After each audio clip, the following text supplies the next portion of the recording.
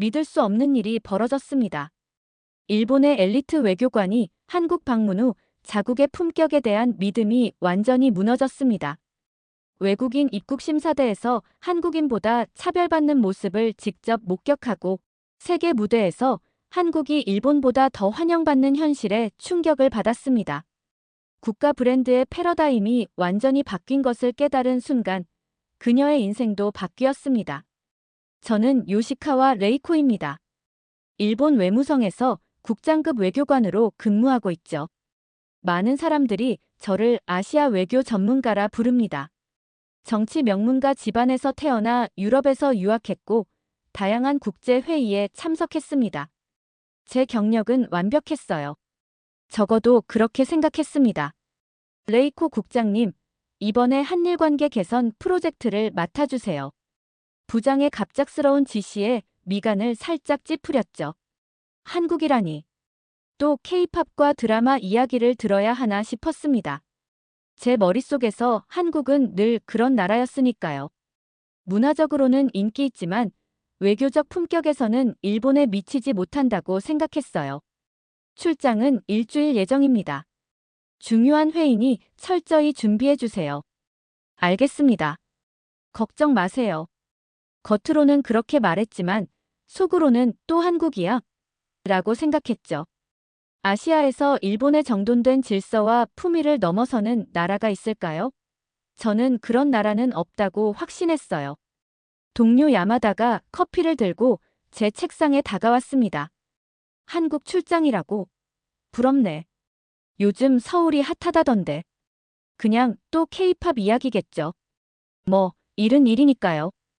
야마다는 제 냉소적인 반응에 눈을 동그랗게 떴어요. 레이코 씨, 혹시 최근에 한국 안 가봤어? 많이 바뀌었다던데. 3년 전에 갔었어요. 쇼핑몰은 좋더군요. 하지만 외교는 다른 문제죠. 집에 돌아와 옷장을 열었습니다. 고급스러운 정장들을 하나하나 살펴보며 어떤 옷이 한국에서의 회의에 적합할지 고민했죠. 문득 유럽 출장 때 입었던 샤넬 정장이 눈에 들어왔습니다. 유럽인들에게 일본의 품격을 보여주기 위해 특별히 골랐던 옷이었어요. 이걸로 결정했어. 한국에서도 일본의 품격을 보여줘야지. 거울 앞에 서서 정장을 몸에 대보며 생각했습니다. 품격은 일본의 무기다. 어릴 때부터 아버지가 늘 하시던 말씀이 떠올랐죠. 아버지는 저명한 외교관이셨고 저는 그 길을 따라 여기까지 왔습니다. 출장 준비를 하며 한국에 대한 최신 보고서를 훑어봤어요. 경제 지표, 국제관계, 문화 영향력. 모든 것이 상승세였지만 저는 그저 피상적인 성장이라고 생각했습니다. 일본의 깊이 있는 역사와 전통, 세련된 외교 방식이 몇 년의 경제 성장으로 따라잡을 수 있는 것은 아니니까요. 한국이 아무리 변해도 동북아시아에서 품격의 기준은 여전히 일본이야. 그렇게 저는 출장 가방을 싸며 내심 이번 일을 가볍게 여겼어요. 하지만 운명이란 때로 우리의 오만함을 웃으며 지켜보는 법이죠. 저는 그때 몰랐습니다. 이 출장이 제 인생에서 가장 큰 전환점이 될 거라는 사실을요. 인천국제공항에 도착했을 때 첫 번째 충격이 찾아왔어요. 자동 출입국 심사대에서 외국인인 저조차 단 30초 만에 모든 절차를 마칠 수 있었습니다. 지문과 얼굴 인식이 동시에 이루어지며 직원의 개입도 없이 모든 것이 완벽하게 진행됐어요. 이런 시스템이 있었나? 나리타 공항에서도 자동화 시스템이 있지만 이 정도의 속도와 정확성은 아니었죠. 공항을 빠져나오는 동안 곳곳에서 영어 안내방송이 흘러나왔고 모든 표지판은 여러 언어로 깔끔하게 정리되어 있었습니다. 공항 로비에서 청소 중이던 노인분과 외국인 여행객의 대화가 귀에 들어왔어요. Excuse me, where is the train station? Ah, train? Follow me, please. I show you. 완벽한 문장은 아니었지만 노인분은 웃으며 외국인을 기차역 방향으로 안내했습니다. 일본에서는 이런 광경을 보기 힘들죠. 대부분의 노년층은 외국인을 보면 고개를 돌리거나 당황해하니까요. 공항 철도를 탔을 때 두 번째 충격이 왔어요. 열차는 정확히 시간표대로 도착했고 내부는 놀랍도록 깨끗했습니다. 디지털 안내판은 실시간으로 다음 역과 환승 정보를 보여주고 있었어요. 일본의 철도 시스템이 세계 최고라고 자부했는데 한국도 이만큼 발전해 있다니요. 서울역에 도착해 택시를 탔습니다. 택시 기사님이 제 짐을 실어주며 일본어로 인사했어요. 곤니치와. 어디로 모실까요? 놀란 제 표정을 본 기사님이 웃으며 말했습니다. 일본에서 오신 분들 많이 뵙습니다. 간단한 인사는 할 수 있어요. 네, 롯데호텔로 부탁드립니다. 택시는 질서정연한 도로를 따라 움직였고 창밖으로 보이는 서울의 모습은 제가 기억하던 것과 달랐어요. 3년 전보다 더 현대적이고 더 세련되어 보였습니다. 기사님과의 대화도 인상적이었어요. 제가 외교관이라고 하자 한일 관계에 대한 자신의 생각을 조리 있게 말씀하셨죠. 양국이 서로 존중하는 관계가 되었으면 합니다. 역사는 중요하지만 미래를 위한 협력도 필요하니까요. 일본 택시 기사들이 외국 손님과 외교 관계를 논하는 모습을 상상할 수 없었어요. 대부분은 침묵을 지키거나 날씨 이야기로 대화를 한정하죠. 호텔에 도착해 체크인을 하는 동안 직원들의 태도가 눈에 띄었습니다. 친절하면서도 과하지 않고 효율적이면서도 세심했어요. 일본식 서비스가 정중함에 초점을 맞춘다면 여기서는 고객의 시간을 소중히 여기는 효율성이 더해진 느낌이었죠. 요시카와님, 내일 회의 일정을 확인해 드릴까요? 리셉션 직원이 제 일정을 알고 있다는 사실에 놀랐어요. 알고 보니 외교부에서 미리 연락을 취해 모든 준비를 해둔 상태였습니다. 객실에 들어서자마자 도쿄 오피스에 전화를 걸었어요. 하루코 씨, 뭔가 이상해요. 한국이. 제가 생각했던 것과 많이 다릅니다. 어떤 점이요? 모든 것이 너무 효율적이고 세련되어 있어요. 공항부터 택시, 호텔까지. 일본보다 나은 부분도 있는 것 같아요. 하루코가 웃으며 말했습니다. 레이코 씨, 이제 겨우 도착하셨잖아요. 내일부터 본격적인 일정이 시작되면 더 많은 것을 발견하실 거예요. 그날 밤 호텔 창문으로 서울의 야경을 바라보며 생각했습니다. 아직 본격적인 회의도 시작하지 않았는데 이미 제 선입견이 조금씩 흔들리고 있었어요. 다음 날 아침, 한국 외교부 회의장에 도착했습니다. 고급스러운 회의실은 예상했던 것보다 훨씬 현대적이었어요. 바닥부터 천장까지 내려오는 유리창 너머로 서울의 전경이 한눈에 들어왔죠. 테이블 위에는 각국 대표단을 위한 명패와 태블릿이 준비되어 있었습니다. 요시카와 국장님, 환영합니다. 저는 이번 회의를 담당하는 박정현 과장입니다. 저를 맞이한 한국 외교관은 41세인 제 나이 또래로 보였어요. 단정한 헤어스타일과 세련된 수트, 그리고 자신감 넘치는 미소가 인상적이었습니다. 무엇보다 놀라웠던 건 박정현 과장이 일본어로 저를 반기고 바로 유창한 영어로 전환해 다른 나라 대표들과 인사를 나누는 모습이었어요. 레이코 씨, 이쪽으로 오세요. 프랑스 대표단을 소개해 드릴게요. 박정현 과장이 프랑스어로 말을 건넸습니다. 불과 5분 사이에 세계 국어를 유창하게 구사하는 모습에 저는 말문이 막혔어요. 물론 저도 영어와 프랑스어를 할 수 있지만 이렇게 자연스럽게 전환하며 대화하는 것은 쉽지 않은 일이었죠. 저희 박 과장님은 파리에서 5년간 근무했어요. 프랑스어 실력이 대단하죠? 옆에서 한국 직원이 귓속말로 말했습니다. 저는 억지로 미소를 지었어요. 이상한 감정이 솟아올랐습니다. 질투였을까요? 아니면 단순한 놀라움? 이런 감정을 느끼는 제 자신이 낯설었습니다. 회의가 시작되고 각국 대표들의 발표가 이어졌어요. 일본 측 발표 차례가 왔을 때 저는 준비해온 자료를 자신 있게 발표했습니다. 일본의 전통적인 프레젠테이션 방식대로 차분하고 논리적으로 말이죠. 발표를 마치고 자리에 앉았을 때 적당한 박수 소리가 들렸어요. 그러나 한국 측 발표가 시작되자 분위기가 달라졌습니다. 박정현 과장은 화려한 시각자료와 함께 동북아시아 협력 방안을 제시했어요. 데이터 기반의 논리적 분석과 감성적인 스토리텔링이 완벽하게 조화를 이룬 발표였습니다. 참석자들의 눈이 모두 그쪽으로 향했고 질문도 쏟아졌어요. 박 과장님의 제안은 매우 혁신적입니다. 어떻게 이런 아이디어를 생각하셨나요? 프랑스 대표의 질문에 박정현 과장은 미소를 지으며 대답했습니다. 기존의 틀에서 벗어나 생각해 보았습니다.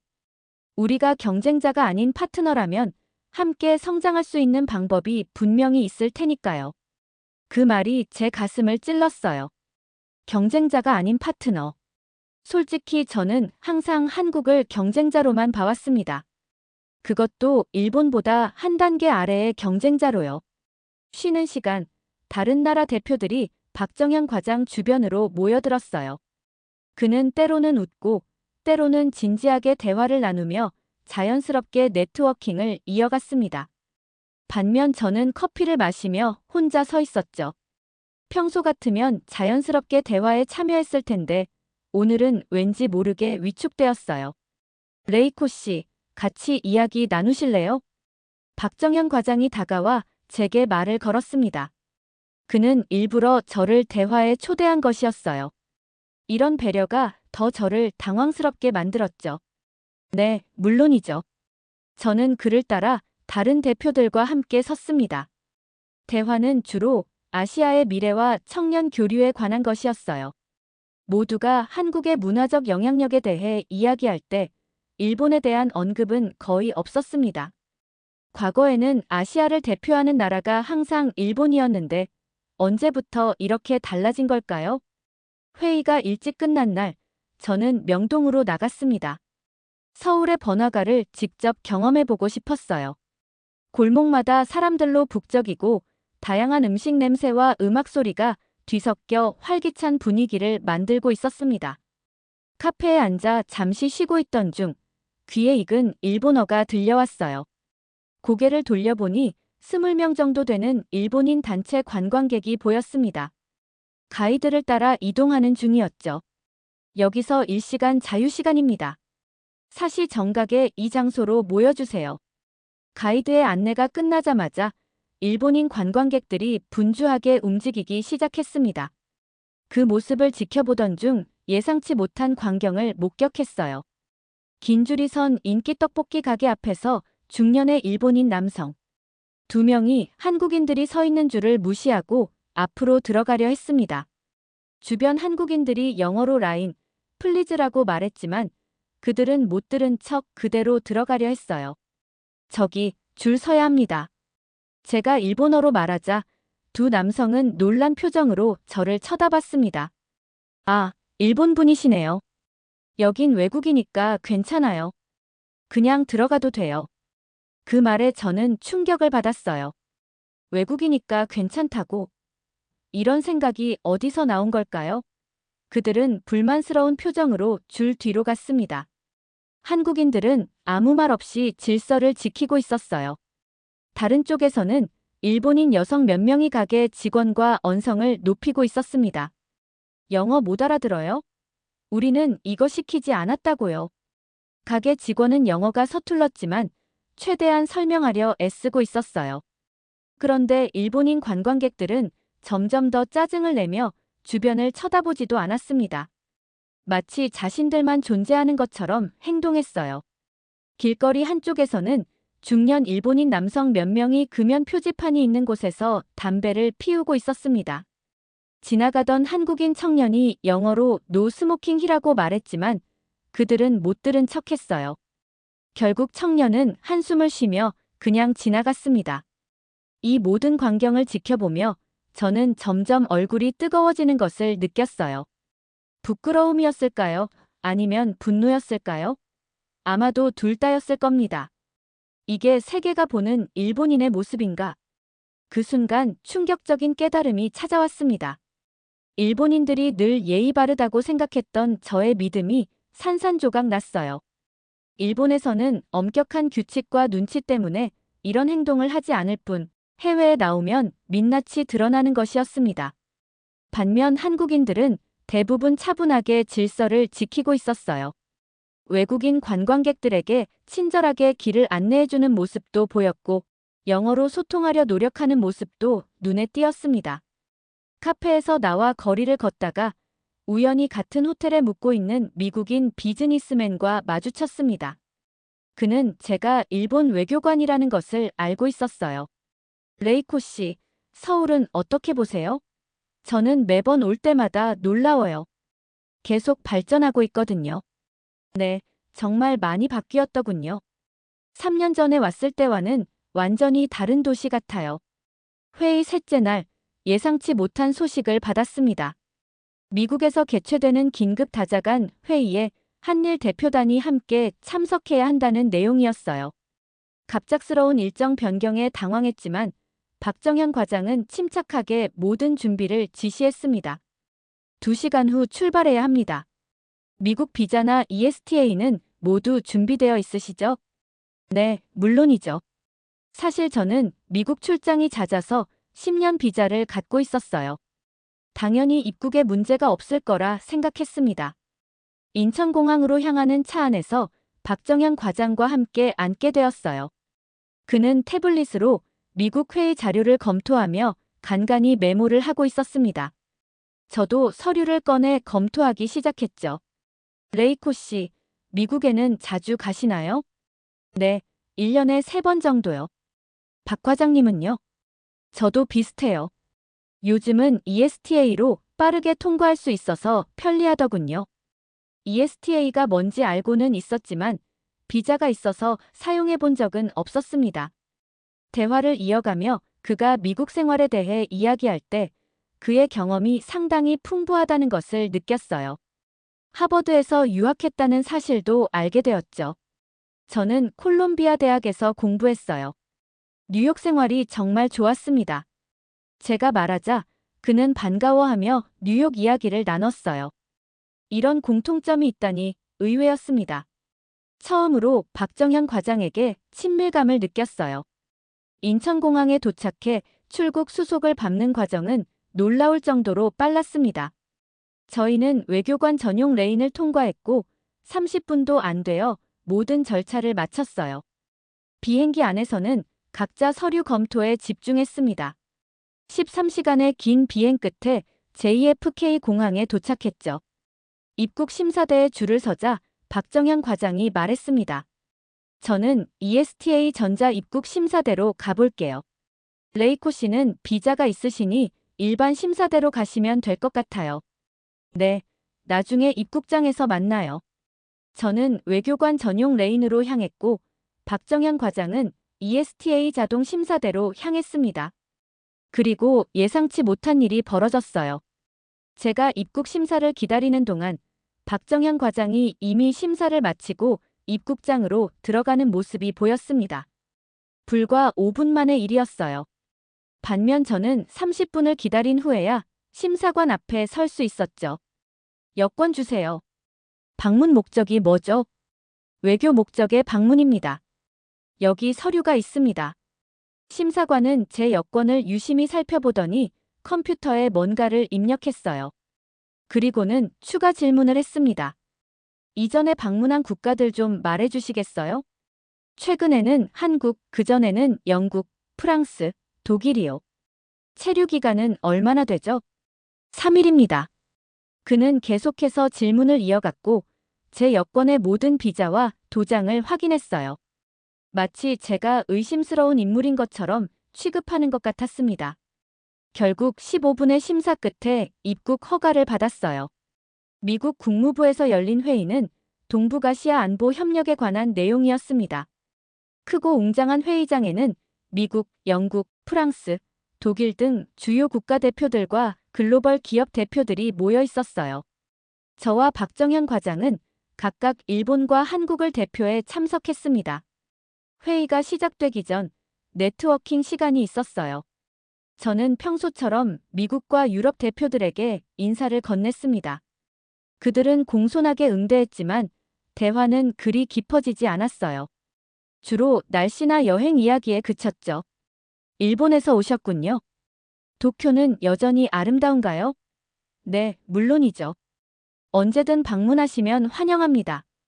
이런 식의 형식적인 대화가 이어졌습니다.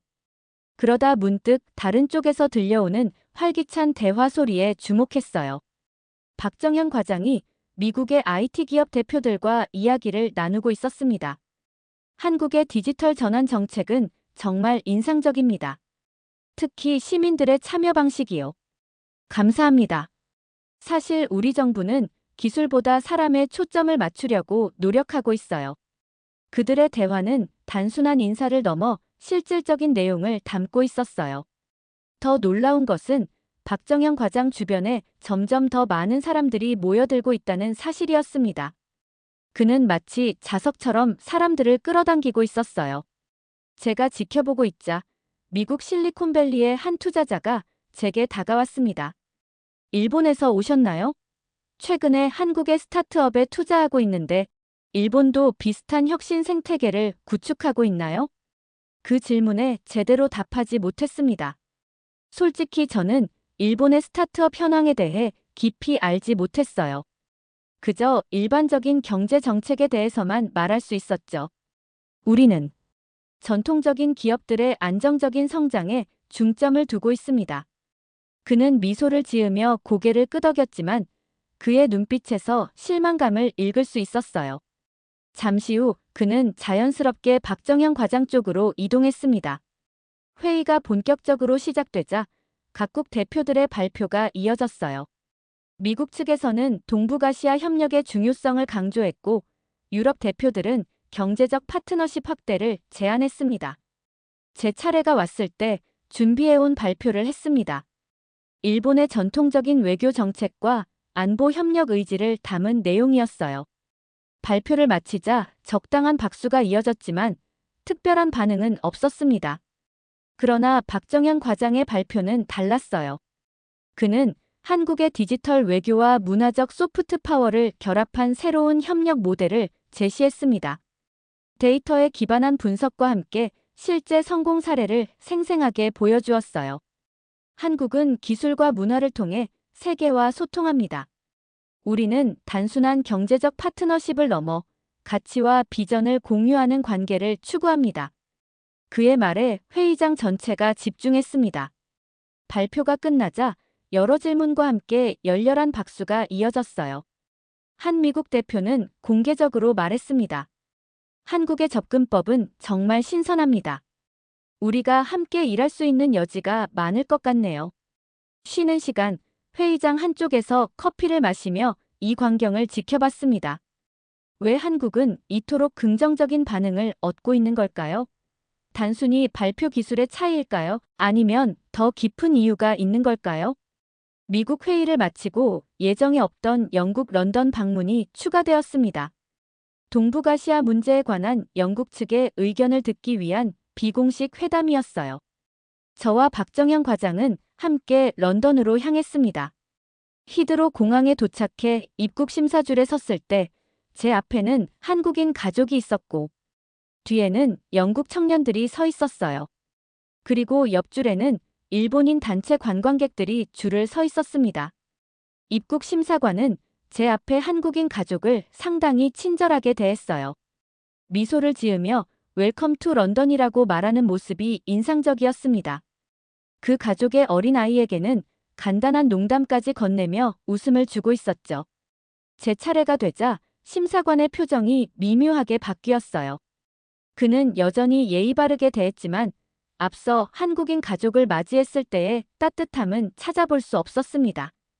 방문 목적이 무엇입니까? 외교적 목적의 회의입니다. 체류 기간은요? 2박 3일입니다. 심사관은 묵묵히 제 여권을 확인하고 입국 허가 도장을 찍어주었습니다. 다음 분이라는 짧은 말과 함께요. 박정현 과장도 비슷한 절차를 거쳤지만 심사관은 그에게 미소를 지으며 즐거운 런던 여행 되세요라고 말했어요. 입국장을 빠져나오는 길에 뒤에 있던 영국 청년들의 대화가 들려왔습니다. 한국인들은 정말 예의가 있어. 지난번 서울 여행에서 정말 친절하게 대해줬거든. 맞아. 일본은 여행으로는 좋지만 뭔가 선을 넘지 못하는 느낌이야. 너무 형식적이랄까? 그 말을 듣는 순간 제 가슴이 무너져 내리는 듯 했습니다. 선을 넘지 못한다. 이 표현이 왜 이렇게 아픈 걸까요? 아마도 그것이 진실이기 때문일 겁니다. 호텔로 향하는 택시 안에서 저는 침묵에 잠겼어요. 박정현 과장도 제 분위기를 느꼈는지 조용히 창밖을 바라보고 있었습니다. 런던의 거리는 활기차고 다양한 인종의 사람들로 가득했어요.